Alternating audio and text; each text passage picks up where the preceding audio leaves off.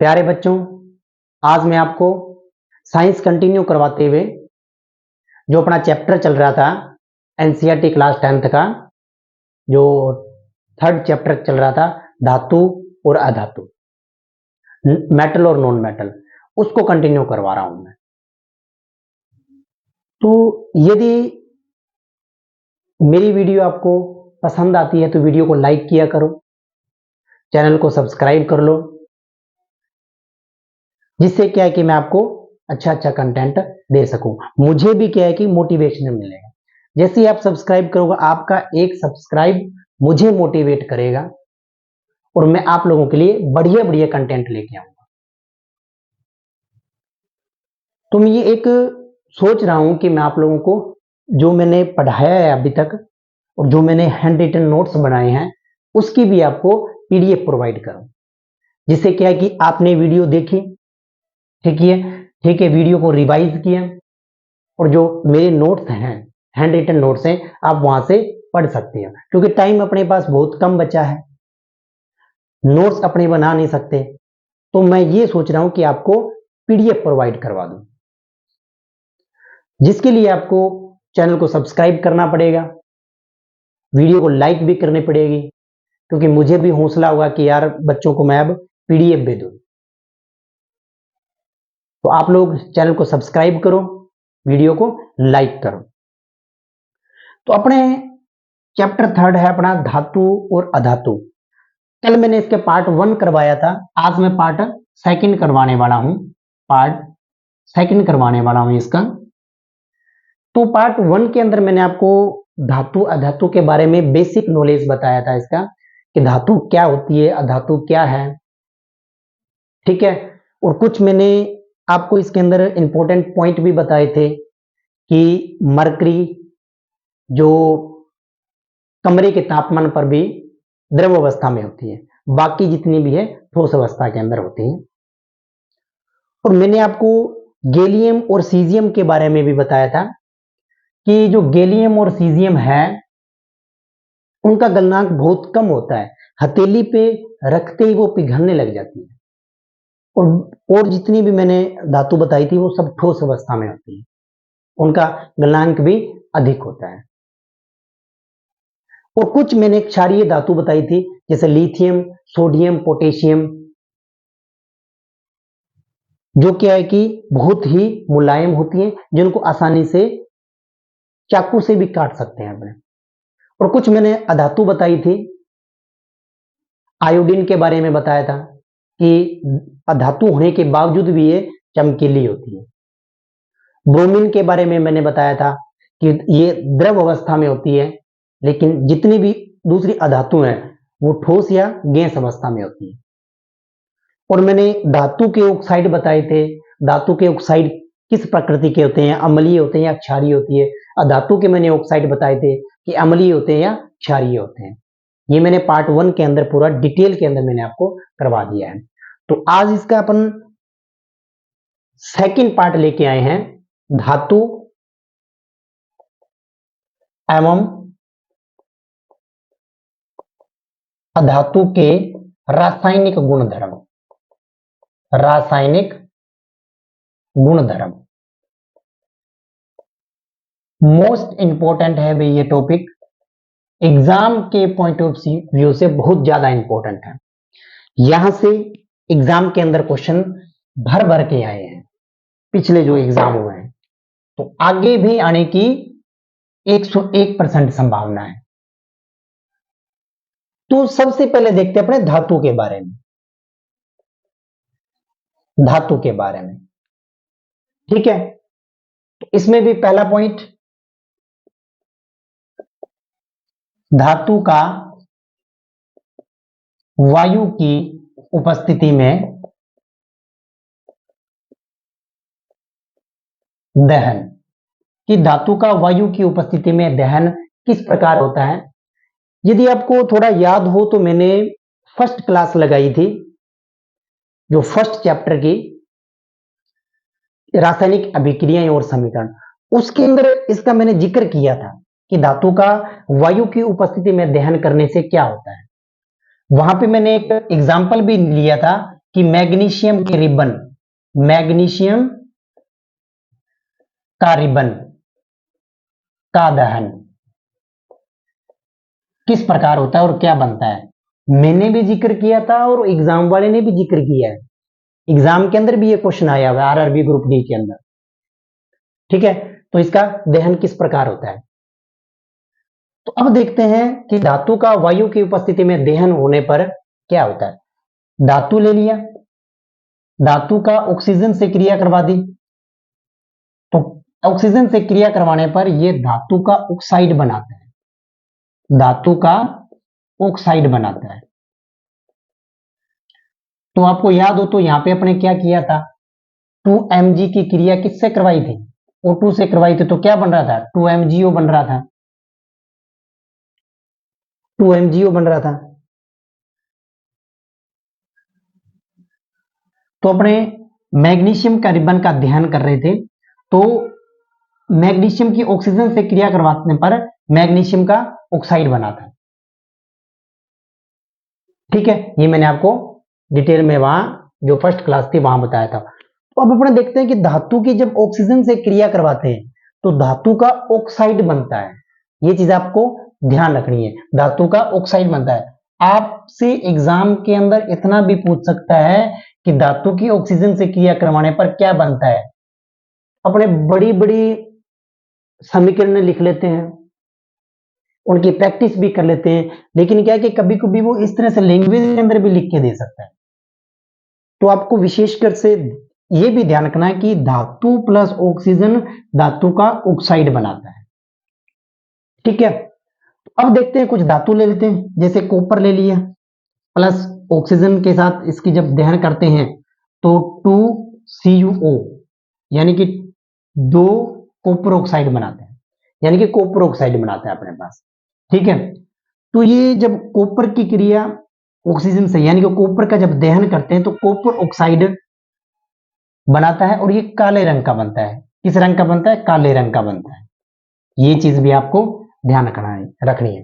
अब देखते हैं एक और एग्जांपल लेते हैं, 4 एल्यूमिनियम प्लस में 3O2, तो ये क्या बनेगा, 2Al2O3, एल्यूमिनियम ऑक्साइड बनता है। ठीक है, धातु की क्रिया ऑक्सीजन से करवाने पर धातु का ऑक्साइड बनता है। अब मैंने कल भी एक पॉइंट बताया था आपको कि धातु का ऑक्साइड किस प्रकृति का होता है। आप बताइए कि धातु का जो ऑक्साइड होता है क्षारकीय प्रकृति का होता है या अम्लीय प्रकृति का होता है। तो मैंने आपको बताया था क्षारकीय प्रकृति का होता है, क्षारकीय प्रकृति का होता है। ये आपको बात ध्यान रखनी है, धातु का ऑक्साइड जो है वो क्षारकीय प्रकृति का होता है। अपने यहां पे सेकंड पॉइंट एक और लिख सकते हैं कि धातु का ऑक्साइड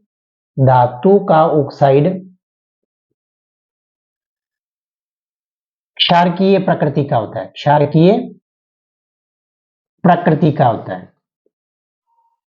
ये बात आपको ध्यान रखनी है। लेकिन बहुत ही मजेदार बात बताने वाला हूं, एग्जाम के अंदर बार बार क्वेश्चन पूछा है इस टॉपिक से। लेकिन क्या है वो बात, लेकिन एल्यूमिनियम एवं जिंक का ऑक्साइड अम्लीय और अक्षारीय, अम्लीय और क्षारीय दोनों प्रकृति का होता है।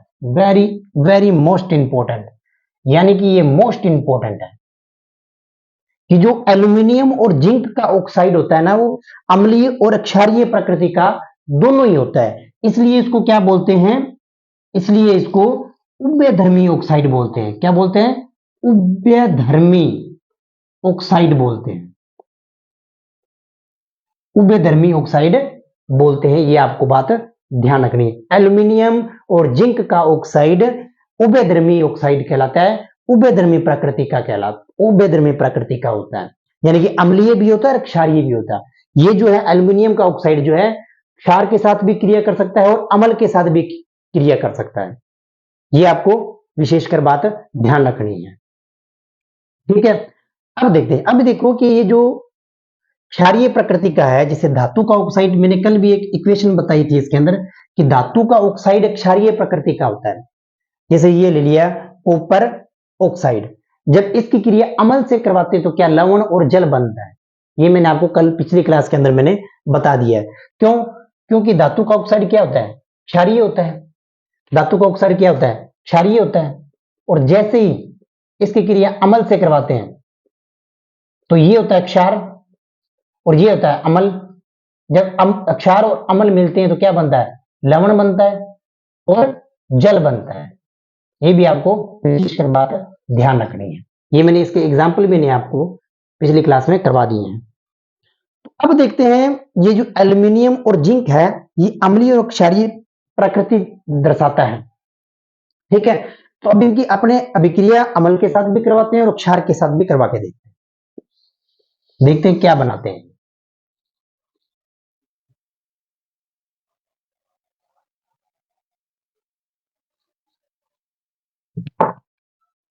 तो तीसरा पॉइंट इसके अंदर ध्यान रखो कि एल्यूमिनियम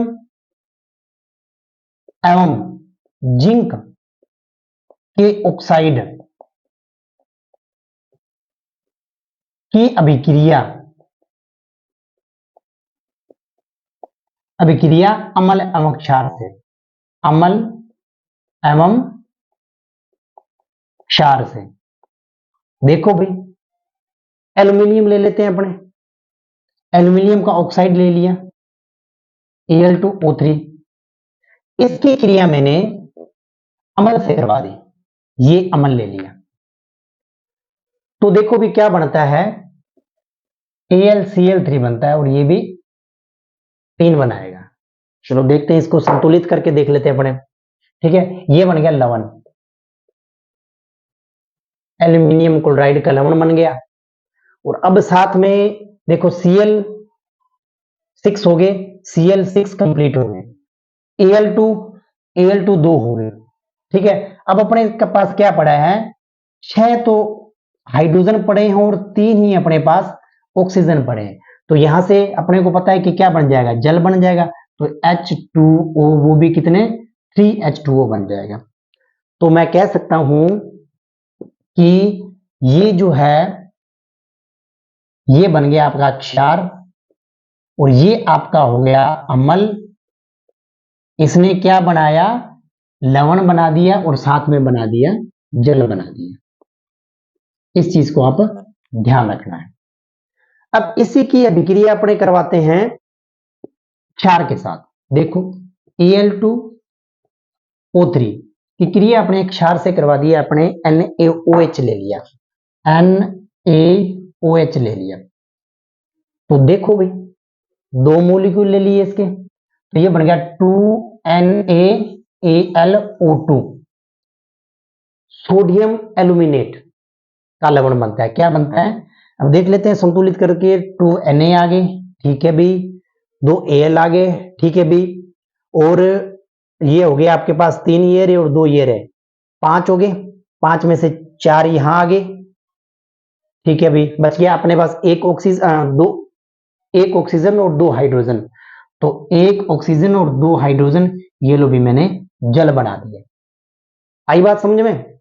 एल्यूमिनियम ऑक्साइड की क्रिया जब मैंने क्षार से करवाई है, क्योंकि यहाँ पे ये क्षारीय प्रकृति दिखा रहा है और यहाँ पे ये अम्लीय प्रकृति दिखा रहा है, तो जब मैंने क्षार से क्रिया करवाई तो ये सोडियम एल्यूमिनेट का लवण बनता है। क्या बनता है? सोडियम एल्यूमिनेट का लवण बन गया, साथ में इसने बना दिया जल बना दिया। और यहां जो ये है अम्लीय प्रकृति शो कर रहा है, क्या अम्ल की तरह व्यवहार कर रहा है, और प्लस में इधर आ गया अपने पास क्षार, तो ये बनाता है लवण और बनाता है साथ में जल। ठीक है भी, इन पॉइंट को आप विशेष कर ध्यान रख लेना कि एल्यूमिनियम का ऑक्साइड और जिंक का ऑक्साइड उभयधर्मी प्रकृति का होता है, अम्लीय भी होता है और क्षारीय भी होता है। ये अम्ल के साथ भी क्रिया कर सकता है, क्षार के साथ भी क्रिया कर सकता है। दोनों के साथ क्रिया करने के बाद लवण बनाएगा और जल बनाएगा, ये आपको ध्यान रखनी है। अब देखो इसके अंदर नेक्स्ट 4 नंबर पॉइंट क्या है।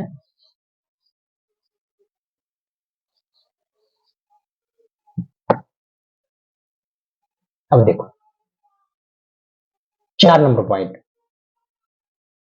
धातु के ऑक्साइड, क्योंकि अपने स्टार्टिंग में ऑक्साइड ही बनाया था और ऑक्साइड ही अपने देख रहे हैं। धातु के ऑक्साइड जल में एक घुलनशील होते हैं। क्या होते हैं? एक घुलनशील होते हैं। ये आपको बात ध्यान रखनी है। धातु के ऑक्साइड जल में अघुलनशील होते हैं, लेकिन कुछ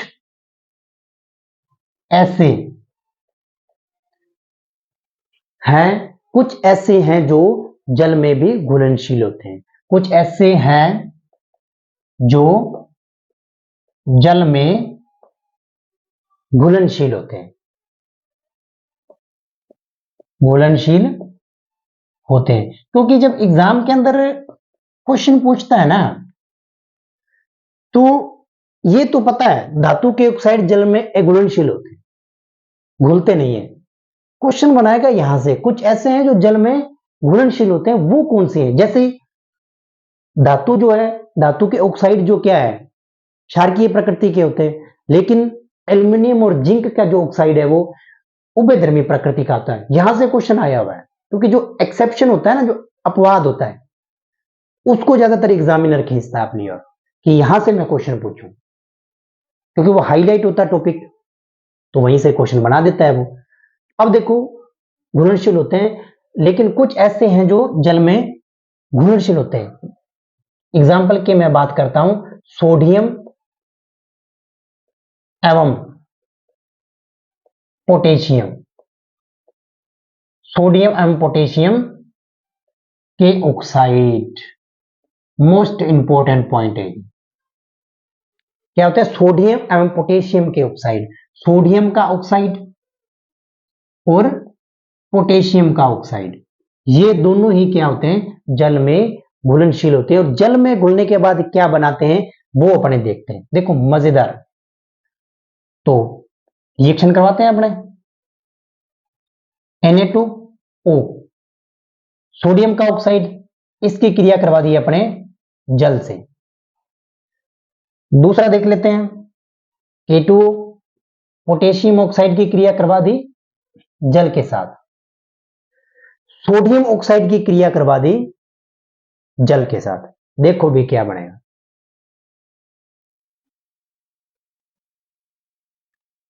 आप ये देखो कि ये बनेगा आपका 2NaOH, क्षार बनेगा। ये भी क्या बनेगा? 2KOH, पोटेशियम का क्षार बनेगा। और ये सोडियम का क्षार बनेगा, सोडियम हाइड्रोक्साइड, पोटेशियम हाइड्रोक्साइड। ठीक है। अब देखो 2 Na है, 2 Na, ठीक है, और 2 ही O हो गया, ये रे 2 O और 2 ही H हो गया। होगी इक्वेशन सेटिस्फाई। इधर देखो 2 K है, 2 K हो गए, 2 O हो गए, 2 O हो गए और 2 H हो गए। ये क्षार बनाता है, क्षार बन गया और ये भी क्षार बन गया। कहने का मतलब है जब सोडियम का और पोटेशियम का जो ऑक्साइड होता है, इसको जल में घोलते हैं तो ये क्षार बनाते हैं। कौन सा? ये सोडियम का तो सोडियम हाइड्रोक्साइड बनाएगा और पोटेशियम वाला पोटेशियम हाइड्रोक्साइड बनाएगा। ये आपको विशेषकर बात ध्यान रखनी है। ये 4 पॉइंट थे। ये अब मैं कुछ इसके अंदर भी कुछ महत्वपूर्ण पॉइंट हैं वो बता देता हूं आपको कि क्या है महत्वपूर्ण पॉइंट।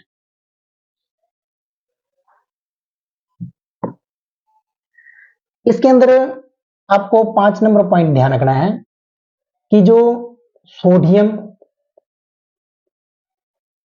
एवं पोटेशियम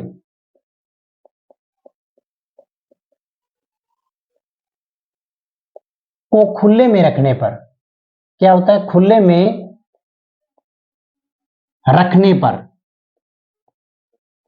आग पकड़ लेते हैं, आग पकड़ लेता है, पकड़ लेता है। इसको खुले में रख दिया ना, सोडियम और पोटेशियम को खुले में रखने पर आग पकड़ लेता है। क्यों? क्यों जो सोडियम और पोटेशियम है ना, इनकी क्रियाशीलता सबसे अधिक होती है, क्रियाशीलता अधिक होती है। जैसे ही इसको खोला तो ये वायु के संपर्क में आता है, ऑक्सीजन के संपर्क में आता है, तो ये आग पकड़ लेता है। इसलिए इस कारण से इसको क्या करते हैं, केरोसिन में रखते हैं। केरोसिन, मिट्टी का तेल, केरोसिन या मिट्टी के तेल में रखते हैं। ये आपको विशेषकर बात ध्यान रखनी है सोडियम और पोटेशियम के बारे में। आपको याद हो तो मैंने एक क्लास लगाई थी जिसके अंदर मैंने क्रियाशीलता के बारे में पूरा बताया था। तो वो था कि lithium, potassium, lithium, potassium, beryllium और कैल्शियम और सोडियम, इस प्रकार से मैंने आपको एक क्रम बताया था कि लिथियम की सबसे ज्यादा, फिर पोटेशियम की, फिर बेरिलियम की, फिर कैल्शियम की, फिर सोडियम की। तो आप देख लो सोडियम और पोटेशियम की क्रियाशीलता सबसे ज्यादा होती है। तो इसको खुले में रखने पर ये ऑक्सीजन के साथ क्रिया करके आग पकड़ लेता है। तो आपको ये बात भी ध्यान रखनी है। और अब इसके अंदर एक आपको 6 नंबर पॉइंट ध्यान रखना है। नेक्स्ट पॉइंट देखते हैं 6 नंबर। क्या है कि अपने पास मैग्नीशियम, एल्यूमिनियम, जिंक और पीबी, ये जो धातुएं हैं ये सामान्य ताप पर नॉर्मल ताप है ना, तो अपने इसको गर्म कर रहे हैं, ठीक है, कुछ नहीं कर रहे हैं, तो ये सामान्य ताप पर क्या होता है कि इन पर ऑक्सीजन की परत चढ़ जाती है, ऑक्सीजन की परत चढ़ जाती है, जैसे मैंने आपको याद हो तो मैंने बताया था कि मैग्नीशियम का जो रिबन होता है वो सामान्य ताप पर मैग्नीशियम ऑक्साइड की परत बना देता है, मैग्नीशियम ऑक्साइड की परत बना देता है।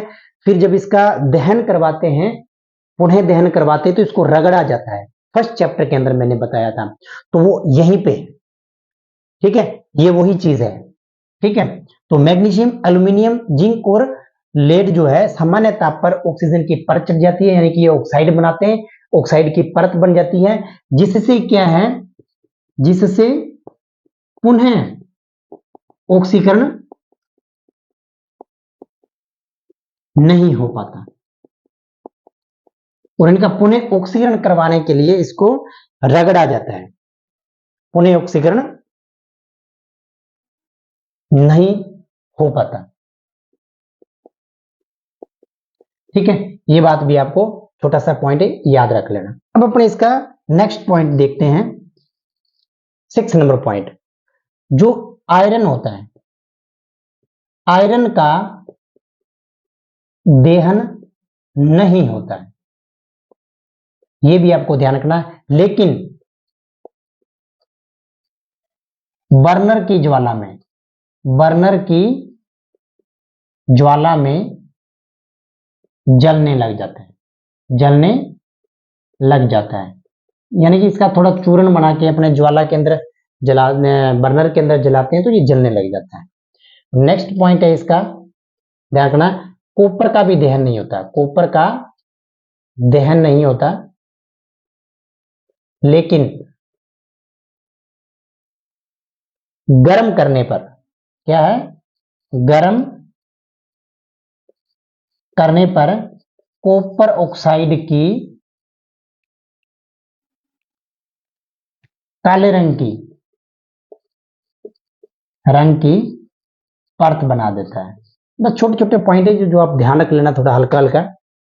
नेक्स्ट पॉइंट है इसके अंदर यह रखना कि गोल्ड एंड सिल्वर अधिक ताप पर भी ऑक्सीजन ऑक्सीजन से क्रिया नहीं करता है, क्रिया नहीं करता है। तो ये भी छोटे छोटे पॉइंट हैं जो आप विशेषकर ध्यान दे लेना थोड़ा सा, क्योंकि एग्जाम के अंदर इन पॉइंट से क्वेश्चन पूछ सकता है। तो सोडियम एवं पोटेशियम को खुले में रखने पर आग पकड़ लेता है, क्यों? क्योंकि इनकी क्रियाशीलता अधिक होती है। मैग्नीशियम, एल्यूमिनियम, जिंक और पीबी सामान्य ताप पर इन पर क्या होता है कि सामान्य ताप पर इन पर ऑक्सीजन की परत चढ़ जाती है।